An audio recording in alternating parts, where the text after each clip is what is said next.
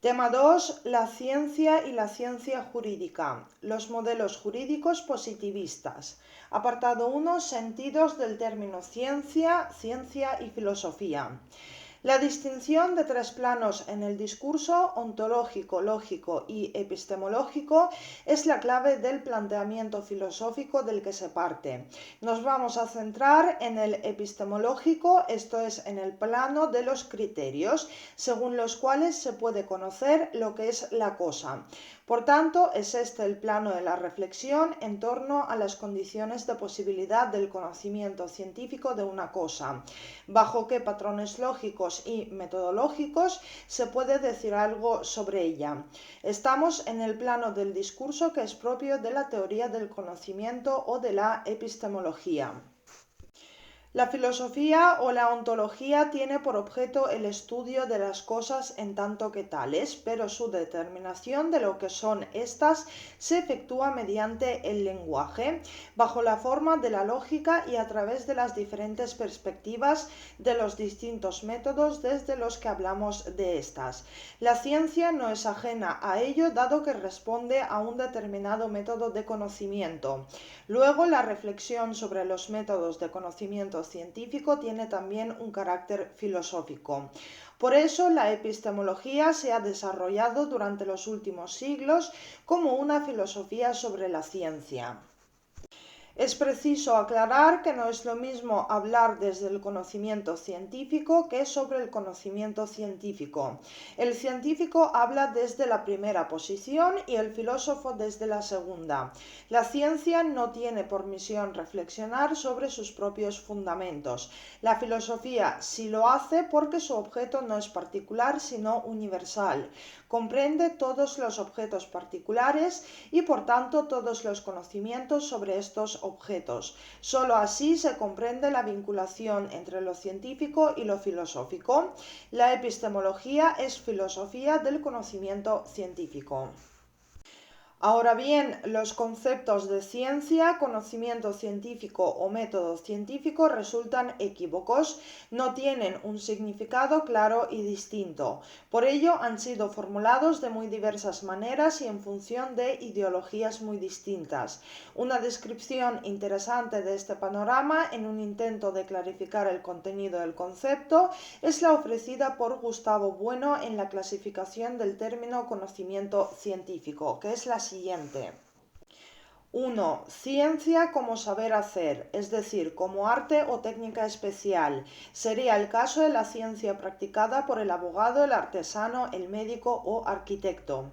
2. Ciencia como sistema de proposiciones derivadas de principios. Es el sentido en que se entendía en la Edad Antigua y Media, y a él se adecuan, por ejemplo, el filósofo escolástico y el teólogo.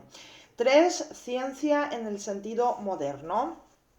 La ciencia experimental, como lo son las modernas ciencias naturales, física, química, etc.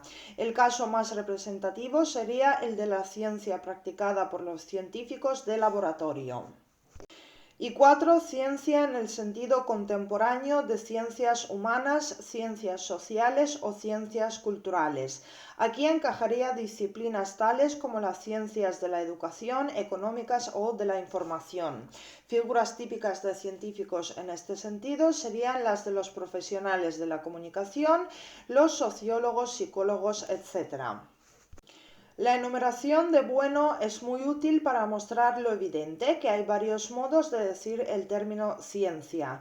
Todos ellos tienen detrás un modelo epistemológico, es decir, un patrón o criterio que les permite determinar en cada caso lo que hace científico a un conocimiento.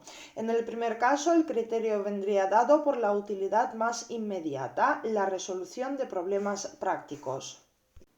El segundo tendrá detrás una tendencia sistemática, un intento por reducir todo a un determinado formato lógico a través de principios, en suma de derivar unos conocimientos de otros y vincular todos ellos en torno a postulados comunes.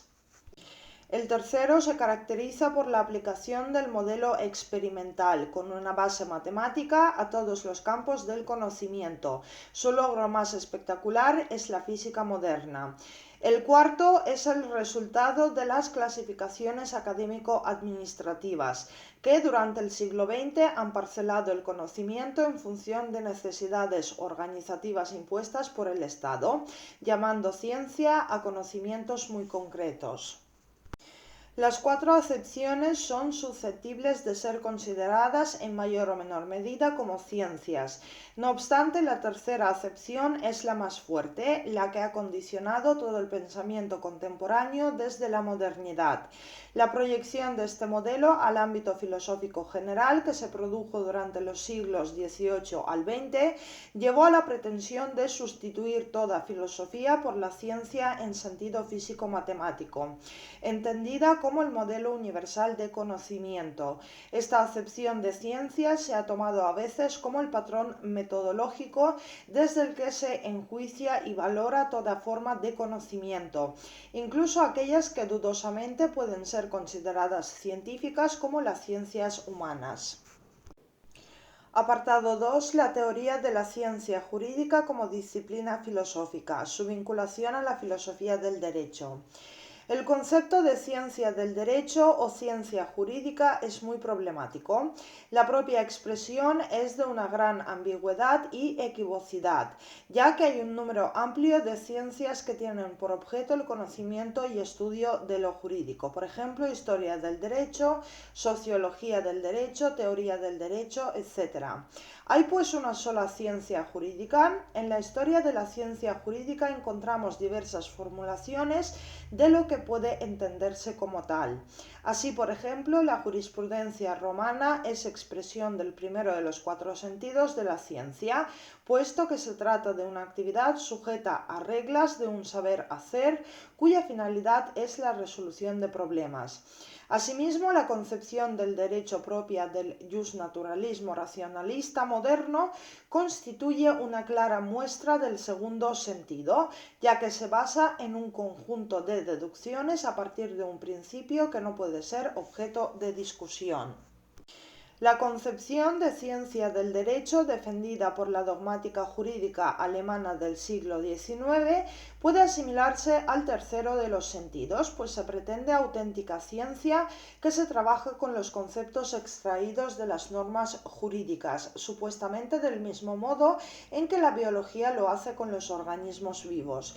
El caso más extremo fue el de la propia teoría pura del derecho de Kelsen, que profundizó en ese empeño de crear una ciencia jurídica cuyo patrón metodológico proviene del de las ciencias naturales, libre de cualquier valoración moral. No obstante, todos estos intentos de trasladar a lo jurídico modelos de conocimiento ajenos tropezaron con un escollo importante. Los modelos metodológicos de las ciencias físico-naturales no son aplicables a las ciencias humanas, que recaen sobre objetos muy diferentes. Por último, en el cuarto sentido subyace una concepción de ciencia jurídica que el profesor Bueno llama ideológico-administrativa, de acuerdo con la cual se consideran científicos los contenidos impartidos en el ámbito académico de las facultades de Derecho, precisamente por el hecho de que la autoridad académica los define como tales. Con el propósito de clarificar la cuestión, podemos reducir todas estas versiones de la expresión ciencia del derecho a las tres siguientes, que dan cuenta de la práctica totalidad de formulaciones que al respecto se han ofrecido a lo largo de la historia de la ciencia jurídica occidental. 1. Subordinación del ser real del derecho al modo científico de conocerlo. Desde esta perspectiva, el derecho se concibe como un material previo sobre el que se construye la ciencia correspondiente. Por tanto, se afirma la separación absoluta entre el plano de lo que es el derecho ontológico y el de la ciencia o el modo científico de conocerlo, epistemológico, y se reduce el primero al segundo, al considerar el derecho como una simple materia sin forma, susceptible de recibir la forma que le impone el científico del derecho. Esta visión de la ciencia jurídica encierra un reduccionismo del tipo epistemológico que pretende adoptar el modelo metodológico de las ciencias naturales. La aplicación de este procedimiento ha llevado a reducir la complejidad de lo jurídico a su modo más manipulable, el que mejor permite aplicar las tesis cientificistas a su carácter normativo, que es teoría general del derecho, el derecho comparado, etc. 2. Subordinación del modo de conocer el derecho a su ser real. Esta perspectiva de la ciencia jurídica tiene en común con la anterior la consideración del aspecto ontológico y del aspecto epistemológico del derecho, no como dos saberes distintos dentro de la unidad real que conforma lo jurídico, que es único, sino como dos realidades separadas, una que hace referencia al ser real del derecho o lo que éste es propiamente, y otra referida a los distintos modos en que éste puede ser conocido. Se trata de una reducción de tipo ontológico del derecho al concebir este como si fuera algo absolutamente dado, al margen de los diversos criterios epistemológicos en virtud de las cuales podemos conocerlo o decirlo. Es el caso de las concepciones existencialistas, sociologistas, etc. del derecho. Estas teorías de tipo ontológico entienden el derecho como si fuera una pretendida realidad anterior, separada de todo conocimiento científico de ella, un puro fenómeno del que la ciencia jurídica sería un apéndice. Por eso se contempla desde esta perspectiva el cientificismo como una pretensión de anular la realidad jurídica en favor de la violencia que sobre ella ejerce el conocedor. La objeción que se le puede formular a esta posición es que necesariamente habrá que partir de algún criterio epistemológico si se desea siquiera decir algo sobre esa supuesta realidad primigenia. El criterio que permite ser sociologista, economicista, existencialista. Luego no puede concebirse lo jurídico como algo dado, y dado al margen de todo criterio epistemológico, pues el solo hecho de definir de alguna manera esa realidad primigenia supone el ejercicio de un criterio epistemológico, que es el que permite primar un aspecto del ser real llamado derecho sobre otros. Por ejemplo, un sociologista reduce todo el ser del derecho a su aspecto social.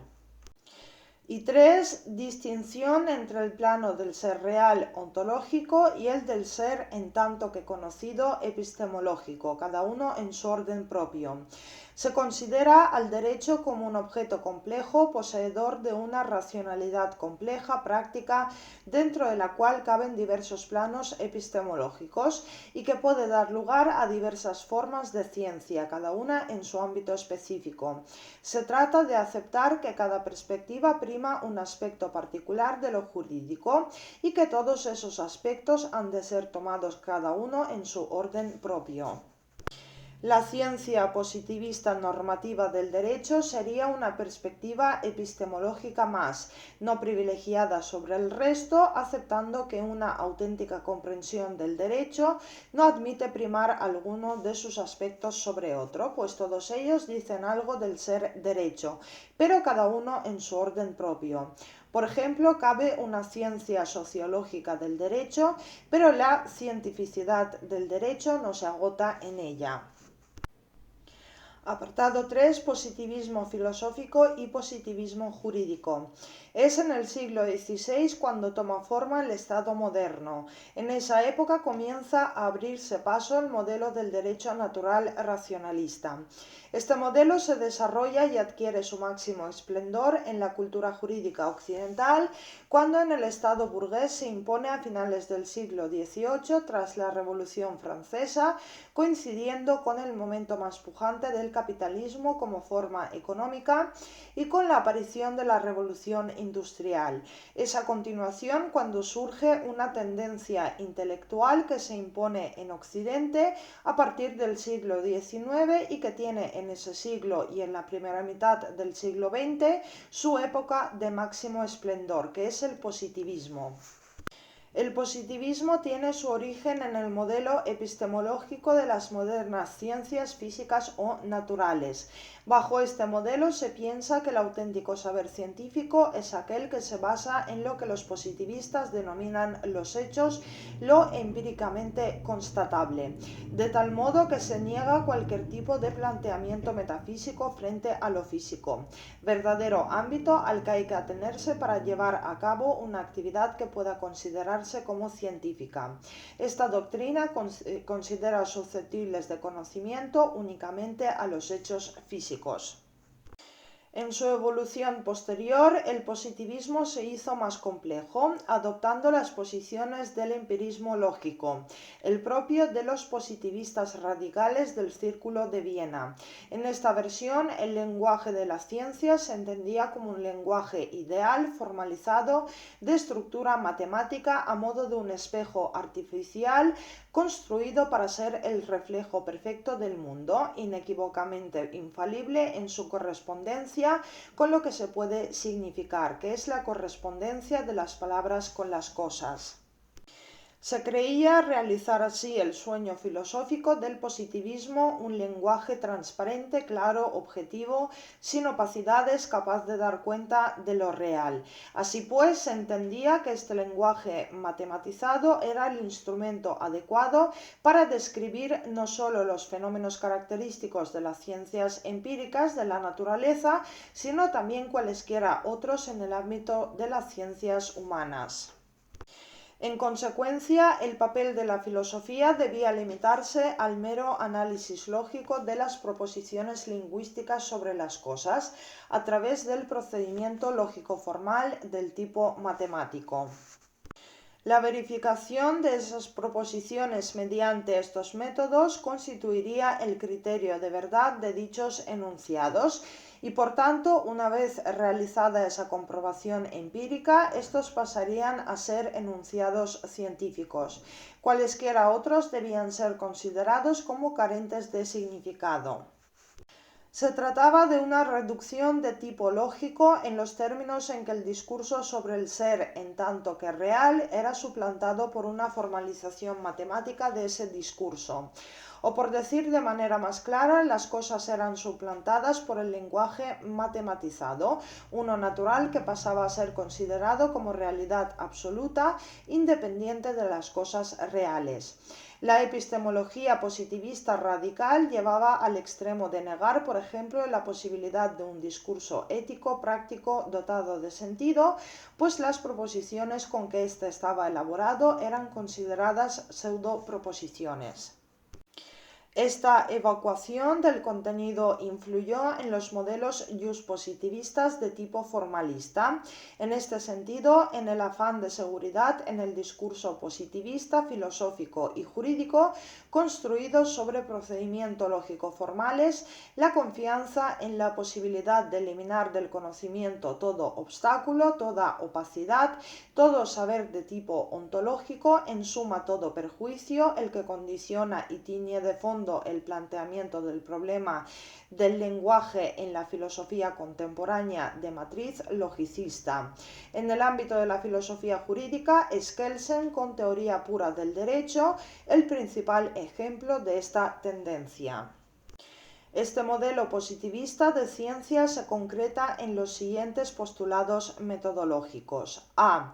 Observación de los hechos, con vistas a su captación sensible, esto es empirismo, referencia constante a la experiencia sensible como vía para determinar los objetos de conocimiento.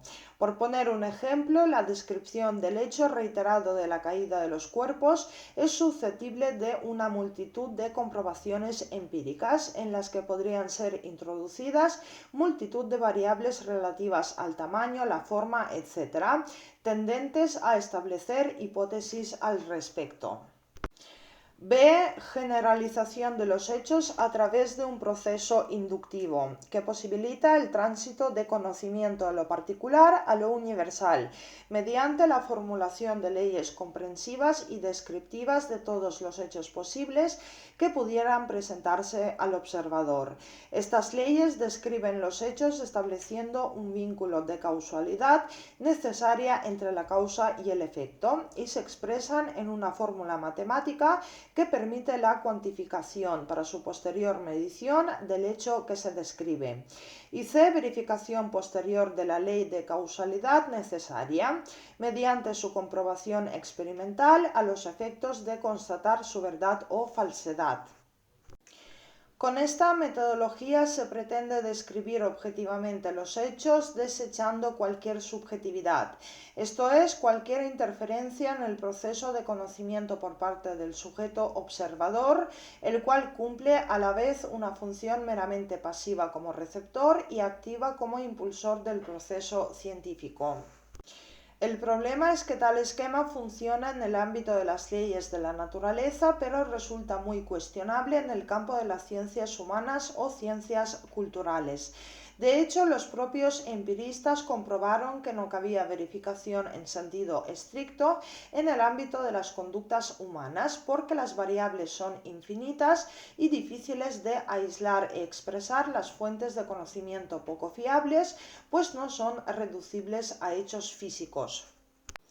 En el ámbito de lo jurídico, este modelo general positivista dominó durante más de un siglo. Se tradujo en una determinada concepción epistemológica sobre la ciencia jurídica que conllevaba el rechazo y abandono de toda discusión sobre un supuesto derecho natural y dedicaba su atención al derecho positivo vigente y al derecho comparado. Estos eran para los positivistas los hechos. Las nuevas demandas sociales exigen un mayor número de cambios jurídicos para atenderlas. La mutabilidad del derecho se convirtió en una regla y una exigencia general frente a la mentalidad justnaturalista anterior.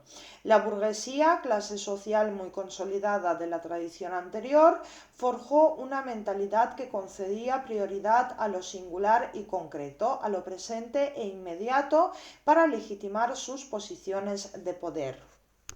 Las primeras expresiones del positivismo jurídico fueron la escuela de la exégesis en Francia, la escuela histórica alemana que explicaba el derecho como una manifestación peculiar de cada pueblo y de su espíritu, y la jurisprudencia analítica británica cuyo objeto de estudio eran los mandatos singulares del soberano. Todos ellos abandonaron la preocupación por un supuesto derecho natural suprapositivo para centrar los esfuerzos en conocer y estudiar el derecho positivo vigente de cada Estado con el fin de constituir sobre él una ciencia del derecho. El rasgo fundamental del positivismo desde un punto de vista epistemológico es su monismo. Se afirma la sola existencia de un derecho, el positivo, negando cualquier fundamentación del mismo desde un supuesto ordenamiento superior a él, que es el derecho natural. Desde esa base general, el positivismo jurídico tomó diversas direcciones: normativismo, legalismo, sociologismo, etc.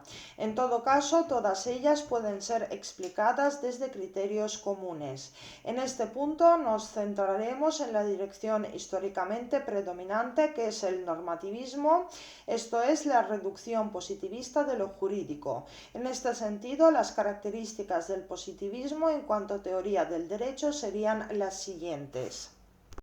A. Se considera la coacción como el elemento esencial del derecho. B. La ley es la expresión más acabada de lo jurídico, pues constituye la emanación de la voluntad general. C. La imperatividad es la característica esencial del derecho que legitima el uso de la coacción si se vulnera. D. Se considera al derecho como una construcción coherente sin antinomías normativas. El derecho se entiende como una construcción completa, carente de lagunas normativas, es lo que se ha dado a llamar plenitud del ordenamiento jurídico.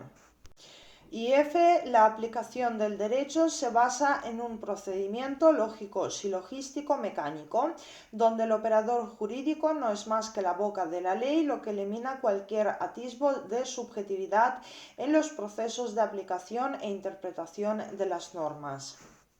Es importante recordar que estas notas no son neutras, tienen siempre detrás una ideología tendente a asegurar una determinada concepción de la certeza y seguridad jurídicas. En la época histórica en que el positivismo jurídico normativista se consolidó, que es la del pensamiento liberal, se trataba ante todo de favorecer los intereses de la clase burguesa mediante la extrema seguridad y previsibilidad de las relaciones económicas y comerciales, lo que otorgaba escasos márgenes a la interpretación subjetiva. Por lo tanto, el positivismo no es la única perspectiva científica sobre el derecho, sino una ideología que lo explica en términos cientificistas. Dicha ideología puede presentarse en dos versiones. Uno es una versión extrema, afirma el deber absoluto del súbdito de obediencia a la ley por el hecho de ser formalmente válida. Es lo que Bobbio ha denominado como reductio ad Hitlerum del positivismo jurídico. A propósito de los totalitarismos que imperaron en la Europa del siglo pasado. Aquí el derecho positivo se contempla como valor en sí y su obediencia incondicionada por parte del destinatario de la norma es la más pura realización de ese deber. Y dos, en una versión moderada se sigue afirmando el deber de obediencia a la ley, pero la validez de esta no es ya el único fundamento para su obediencia, sino que constituye un mero instrumento para alcanzar determinados resultados.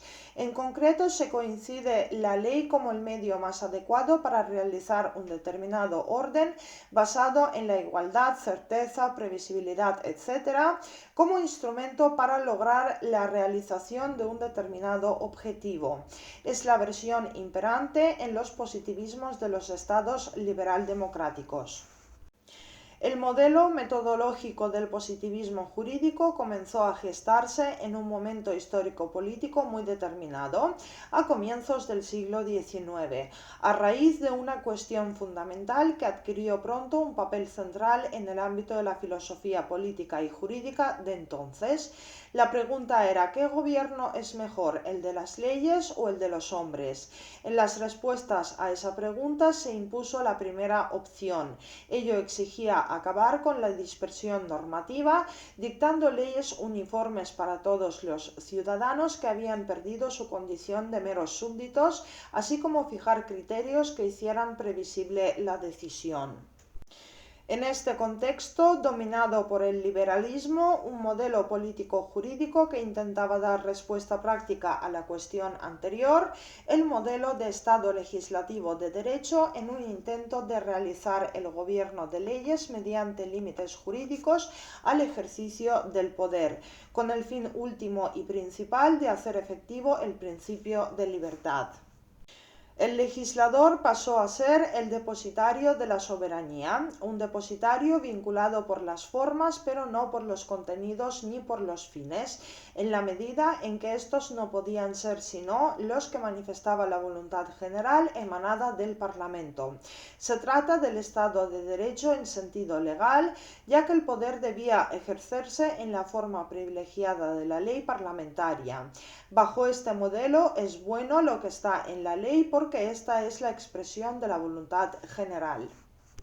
La democracia se correspondía con la voluntad de la mayoría y el derecho con la supletoriedad de la ley en tanto que ley ordinaria, como expresión de esa voluntad mayoritaria.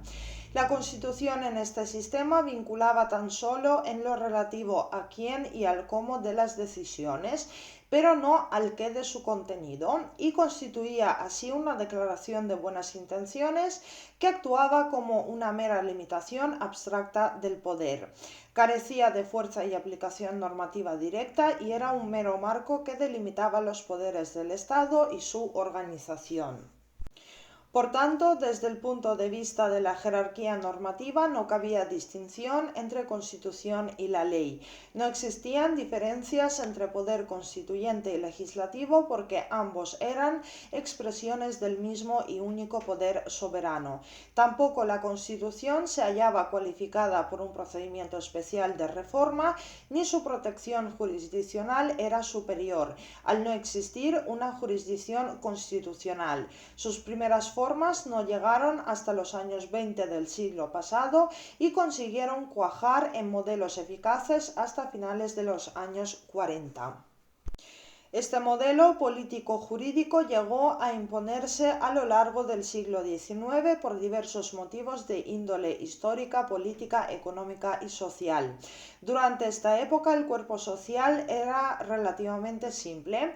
Dominaba una clase social que era la burguesía, el sufragio era todavía censitario y por tanto las clases desfavorecidas no tenían prácticamente ninguna capacidad de influencia en la conformación de la voluntad general representada por el Parlamento. El Estado poseía aún un tamaño relativamente reducido, puesto que su dimensión prestacional era insignificante, y el derecho administrativo no había alcanzado todavía su gran desarrollo posterior. Hasta finales del siglo, con los movimientos obreros, no comenzó a cambiar dicho panorama. Los problemas y las necesidades jurídicas de la burguesía eran fáciles de satisfacer con el instrumento jurídico de la ley, el preferido del positivismo, que regulaba los marcos jurídicos básicos mediante los códigos civiles y penales y las respectivas leyes procesales de enjuiciamiento. Es este el panorama en el que se impone el positivismo jurídico y que ve la certeza del derecho como el fin supremo de lo jurídico. Apartado 4. Los positivismos dogmáticos. La ciencia jurídica bajo el positivismo se limita a reproducir un objeto ya dado, el ordenamiento jurídico, ordenándolo de manera sistemática. La expresión más clara de tal modelo es la dogmática jurídica o ciencia del derecho, que supone plasmación técnica del modelo positivista de ciencia jurídica. Tiene como objeto de estudio el derecho positivo, es decir, las normas jurídicas vigentes en un tiempo y lugar determinados. Así, la dogmática jurídica tiene como propósitos fundamentales conocer, ordenar, sistematizar e interpretar el derecho positivo vigente, con el fin de facilitar su aplicación, construyendo sobre él y a partir de él una auténtica ciencia jurídica positivista. La actividad dogmático-jurídica se pretende en el modelo positivista dotada necesariamente de los siguientes caracteres. A. Es neutral en el aspecto valorativo con respecto a su material del trabajo, que son las normas. No se trata de realizar juicios valorativos sobre la bondad, maldad, acierto o desacierto del contenido prescrito por las normas jurídicas positivas, sino simplemente de presentarlo, exponerlo y describirlo. B. Tiene una función de ordenación y sistematización de las normas jurídicas mediante la elaboración de un sistema lógico pretendidamente cerrado y la construcción de conceptos jurídicos como elementos de ese sistema. Por ejemplo, el de sanción jurídica, sujeto de derecho, responsabilidad jurídica, etc. Sistema del cual se predica su unidad, plenitud y coherencia. No puede ser de otra manera desde el momento en que para el positivismo, la dogmática pretende la unidad válida de los diversos conocimientos, fundando el saber jurídico en un sistema lógico de principios científicos absolutos, autosuficientes e inmutables. C. Proporciona criterios para la interpretación y aplicación del derecho a través de los métodos exegéticos, esto es, que huyen de cualquier interpretación finalista al objeto de explicitar su contenido lo más asépticamente posible. Y por último, D. Posee una función prescriptiva. La dogmática realiza propuestas sobre la base de los estudios previamente realizados que pretenden contribuir a una mayor perfección técnica del derecho positivo vigente. Esta función crítica se da también con respecto a la jurisprudencia de los tribunales. A partir de estos patrones generales debe afirmarse el carácter nacional y particularista de la dogmática jurídica. Nace y se desarrolla al socaire de los derechos positivos particulares que constituyen su objeto de estudio, por ejemplo, el derecho español, francés, inglés, etc. Y estos derechos no son intercambiables, sino que cada uno tiene sus notas específicas que condicionan a su vez el carácter y el método de cada una de sus dogmáticas respectivas, aunque las estructuras elementales que constituyen el objeto central de la disciplina, denominada teoría general del derecho, sean en buena medida comunes. Por ejemplo, ningún ordenamiento moderno ha podido prescindir del derecho subjetivo. Apartado 5. Los positivismos sociológicos. La dogmática jurídica constituye el más importante producto científico derivado de la mentalidad positivista normativista, esto es, del positivismo que entiende que los hechos llamados a ser conocidos son las normas del derecho positivo vigente en un determinado tiempo y lugar. Pero esta no fue la única dirección que adoptó el positivismo, ya que también surgió una tendencia que dio lugar a otra destacada ciencia positivista sobre el derecho a finales del siglo XIX, la sociología jurídica. El positivismo sociologista parte del presupuesto fundamental de que los hechos que el científico del derecho debe conocer y explicar son los hechos sociales en que consisten estas normas o que están detrás de ellas, y no las normas jurídicas positivas como en el caso del positivismo normativista. El sociologismo ha de entenderse como una reducción del tipo ontológico de lo jurídico, que privilegia ante todo la consideración del derecho como hecho social, como un factum más que se da en la vida social, frente a la reducción de tipo epistemológico del discurso sobre lo que se entiende por derecho, reducción que otorga primacía a la consideración del derecho como norma positiva propia del positivismo jurídico normativista. Se trata de otra dirección dentro del marco general del positivismo. Resultado de esta tendencia es la sociología del derecho, la disciplina que es al positivismo sociologista lo que la dogmática jurídica es al positivismo normativista, el modelo por excelencia de ciencia jurídica. Esta nueva ciencia jurídica en el ámbito del positivismo jurídico responde a los mismos impulsos y pretende realizar los mismos objetivos que la dogmática jurídica, pero a partir de unos presupuestos metodológicos distintos a los de esta última. Los procedimientos, los objetivos y los resultados obtenidos son también diferentes. Así, por ejemplo, la sociología jurídica adquiere sus fundamentos de esa disciplina general que es la sociología y en consecuencia constituye una aplicación de esta y de sus métodos al ámbito del estudio de lo jurídico en relación con lo social, planteando temas como la delimitación del fenómeno jurídico en la vida social, la incidencia de aquel en la configuración general de esta, la incidencia de las normas jurídicas positivas en una determinada sociedad, etc.